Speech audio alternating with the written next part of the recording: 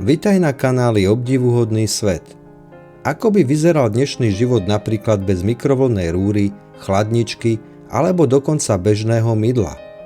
Život našich predkov bol neustálym bojom s prírodou, hygienou a prežitím. Každodenné rutiny boli zložité a náročné, čo ľudí prirodzene nútilo k extrémnej vynaliezavosti. A oni nezaháľali a používali zdravý sedliacky rozum, aby si pomohli. Mnohé zlepšováky z tej doby neboli vynálezom Silicon Valley.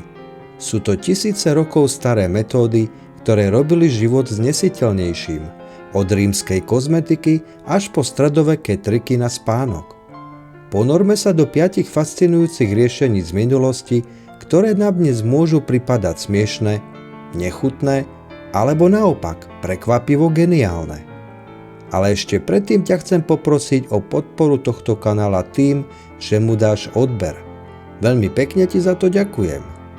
Ako prvý tu máme rímsky test na tehotenstvo pomocou cibule. Staroveké civilizácie potrebovali spoľahlivé testy na tehotenstvo, ale s obmedzenými nástrojmi sa uchyľovali k nekonvenčným metódam.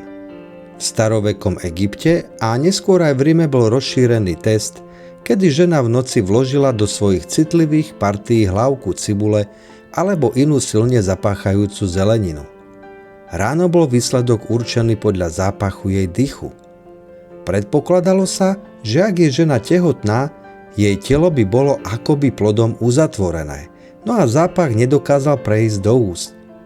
Ak to tak nebolo, zápach putoval telom a tým pádom vieme, že výsledok bol aký bol.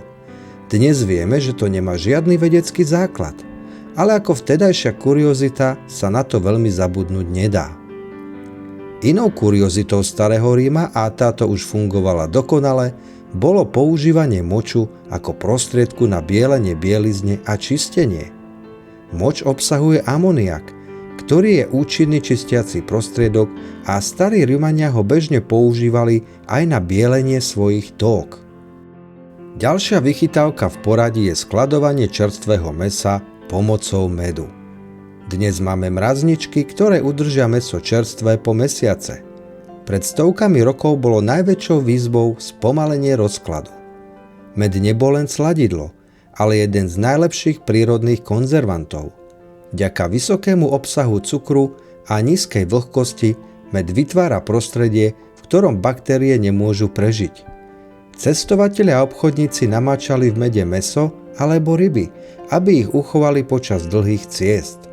Údajne bolo dokonca aj telo Alexandra Veľkého konzervované v obrovskej nádobe s medom, aby prežilo transport z Babylonu do Macedónska po jeho smrti. Či je to pravda, je sporné, no ilustruje to silu medu. Tretím v poradí je vynález, ktorý skutočne zmenil kvalitu života ľudí. Vynález okuliarov ako spôsob, ako si predĺžiť aktívny život. V stredoveku neexistovala možnosť zmeniť povolanie. Ak bol niekto remeselník, pisár alebo učenec, jeho kariéra bola zviazaná s jeho schopnosťou vidieť detaily, a to doslova svojim zrakom.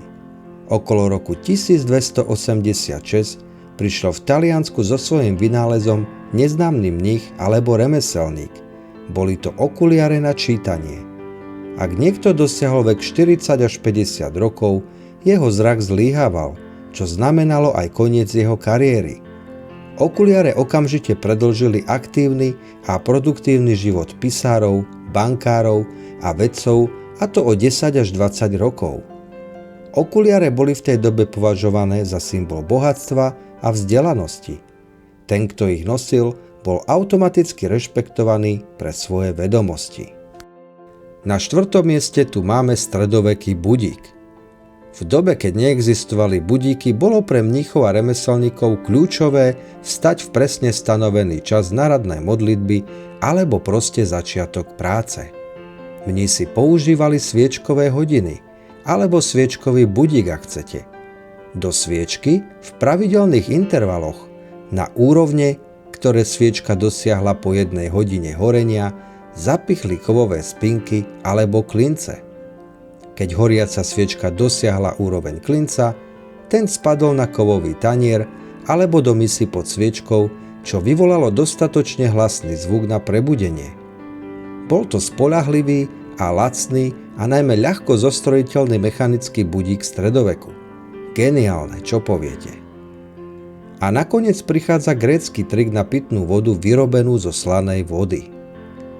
Moreplavci boli odjakživa odkázaní na skladovanie zásob pitnej vody, ktoré sa na dlhých cestách rýchlo míňali.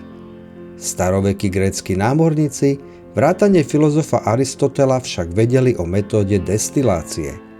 Varili morskú vodu, zbierali paru, ktorá sa kondenzovala na chladnejšom povrchu, napríklad na nejakej kovovej nádobe. Soľ zostala v spodnej časti, zatiaľ čo čistá pitná voda sa zhromaždila z kondenzátu. Bol to síce pomalý a dlhý proces, ale bol praktický a dokázal v pohode odsoliť vodu a umožňoval im tak predĺžovať si plavby bez újmy na ich zdraví, keďže vieme, že pitie morskej vody by im bolo osudné. Tieto historické lifehacky nám pripomínajú jednu vec. Ľudská vynaliezavosť je nemenná. Naši predkovia nemali aplikácie ani umelú inteligenciu, ale mali bystrú myseľ a schopnosť riešiť problémy s tým, čo mali po ruke, či už to bola cibuľa, med alebo sviečka. Nie všetko fungovalo, ale mnohé z toho bolo skutočným začiatkom toho, čo používame aj v inej obdobe dnes. Tieto príbehy slúžia ako pripomienka, že tie najefektívnejšie riešenia sú často tie najviac jednoduché.